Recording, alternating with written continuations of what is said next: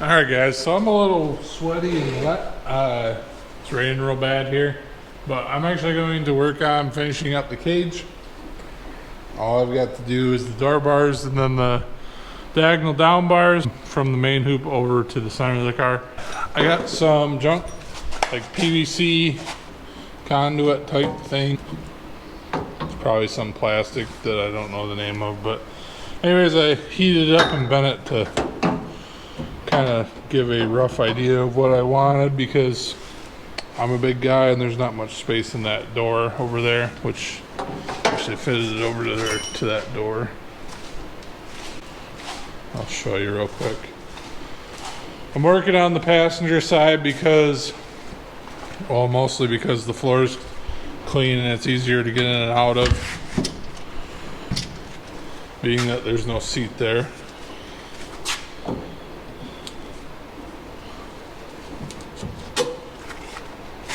So, as you can see, this is just barely above where the seat is, so I can get in there, and I may end up actually sawing 6 to 8 inches off of this column and then putting like a fixed extender onto it, and then putting the quick connect up here, like where this turn signal is. By the way, I got a Motion Raceworks turn signal switch that's pretty mint. But yeah, so that side's gonna be a pain to weld. Pretty much always is going to be. This side should be a cakewalk. And then I think I have enough material, but for right now I'm not going to, but I'm gonna probably put a small bar goes down there and then back to the floor plate. Here, get the docol out of the other room and kind of give a rough measurement plus a couple inches, and then bend it. And I'm not good. I'm sure most of you guys know, if you've ever fitted tube.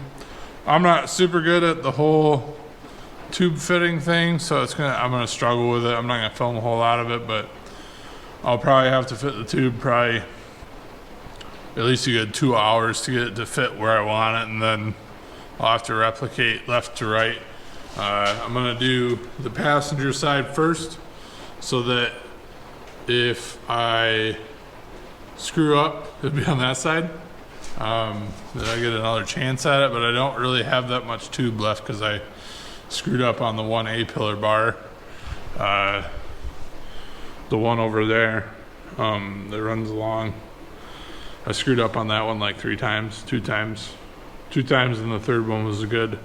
But I only ordered so much docol, so yeah. I also have the floor plates welded on the seams on that one. I haven't done them over here yet, so I'm gonna do that side first, test fit it. Hopefully if it ends up really nice for this side, I'll put it on this side, weld it in, and then if not, then I'll move it over there, weld it in, and then do this siding.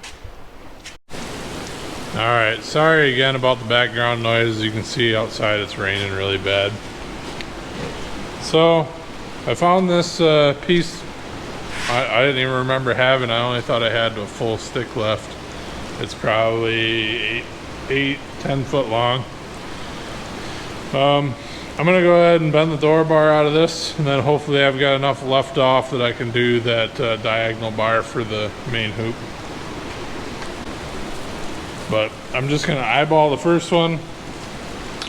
So you can see my bend's not gonna be near that aggressive. I think this is a 6-inch radius bender, so I'll have a little bit of cut off, probably something like that. I could probably actually slide it in a little bit more, but I'm just gonna eyeball it. I assume this is about a 30-degree bend. I'm gonna eyeball it until it's close to this. Then we'll cut the ends off and try to get it notched and fit. All right, so just as a reminder that, you know, I have one of these manual gauges. This docol has a lot of spring back, so that's at tension 0, I need to re-zero that. Call that 0. I'm gonna bend to 20. And then I might bend to 15 and check it, but as you can tell, like, tension. So we'll get it bent a little bit and I'll hold it to where I bent it and then show you the spring back.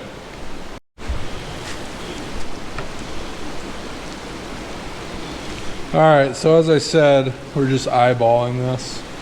And it's close. I mean, this is obviously 2 different size tubes, but I would say this has maybe another 5 degrees and we aren't accounting for spring back yet. As I said, I'd bend it a little bit and then show you the spring back on it. So this is about 16 and it's latched.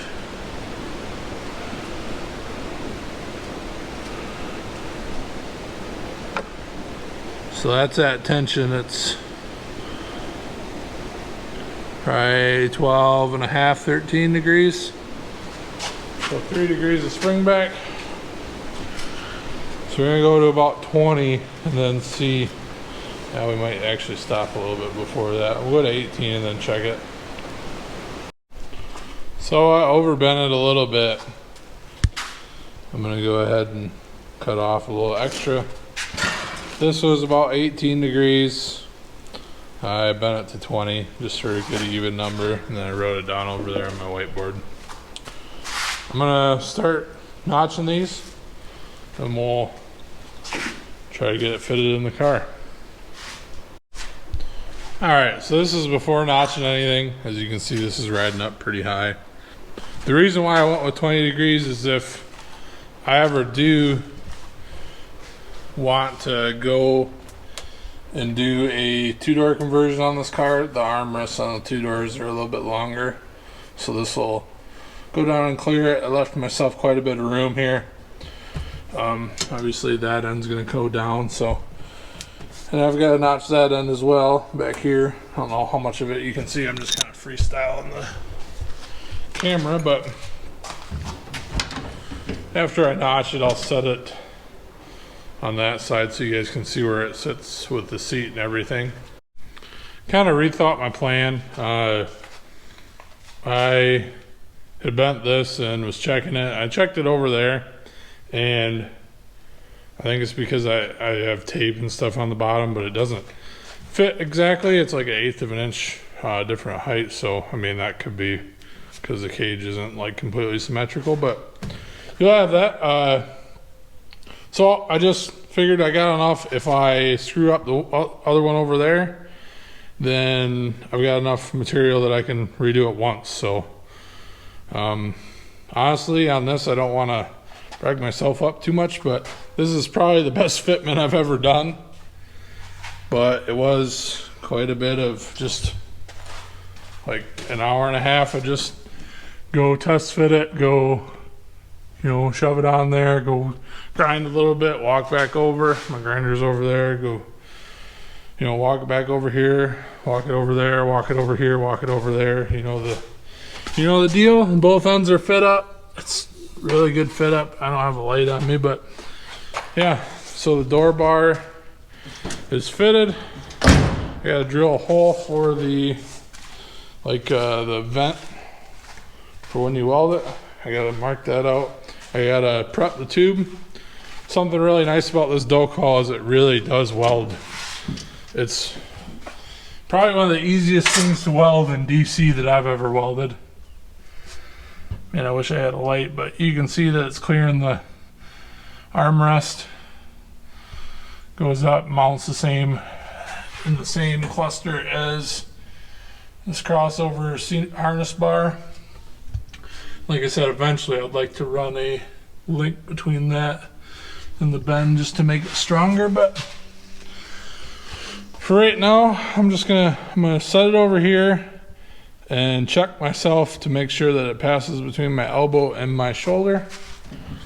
And if you guys read the NHRA rule book, the rule book says that it has to mount to the main hoop between where it passes between your shoulder and your elbow. It doesn't say that it's got to directly pass by your elbow.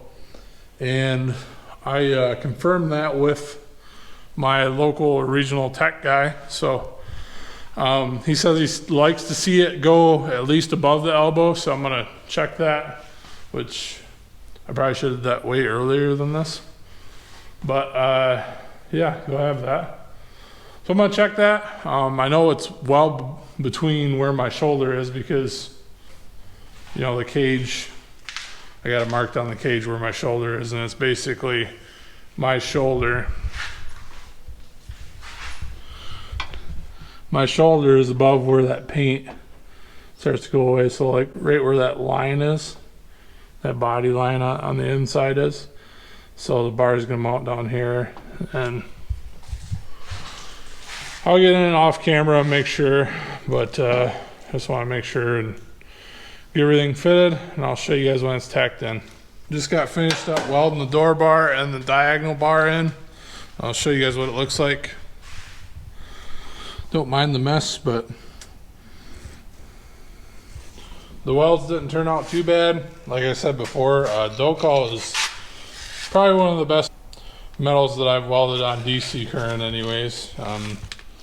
Aluminum's kind of hit and miss, obviously. It's not, but I did run into a little bit of a snag. I don't know if you can see it, but I didn't weld this side of the tube.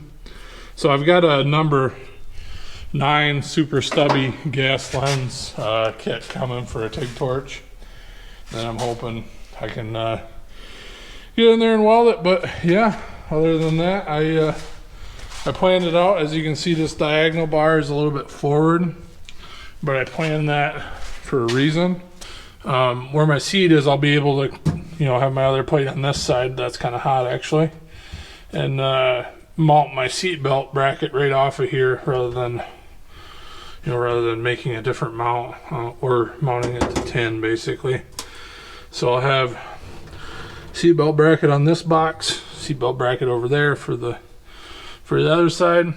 Some of the welds didn't turn out too bad. Some of them were kind of trash. I mean, as you can tell, some of it is in a kind of tight spot, and I'm not a professional welder by any means, but like I say, some of it was fairly all right. Other of it was acceptable, at least. I know it made good penetration. I just have to do it on the other side now. Not gonna film that, but trying to give you guys a gist, show you guys what it looks like. Let me bail this stuff out of there and I'll show you what it looks like closed. So yeah, plenty of clearance. Still falls between my elbow and my shoulder, passing through where my elbow will lay when I'm driving. Also mounts to the cage between there. As you can see, it's level with the shoulder harness bar. But so I wanted to do a video on that. As you say, I know with COVID, everything's really hard to get, which is why I was really super cautious on building these door bars, because I only have so much material left. But I do encourage you guys that are building cars and you want lightweight, check out docol if you ever do. If you ever do get the chance. AED is who I bought it through, and I don't know what the conditions are to getting it right now. I assume with COVID and everything, it's probably hard to get. But as soon as I get done with this chassis fabrication, then I'll be going to put the fuel lines in it, which are already pretty much pre-fitted. I've got to do the trans lines, which are pretty much pre-fitted unless I need to get new ones. I don't exactly know where I'm going to mount the trans fan. As you can see, it's sitting over here.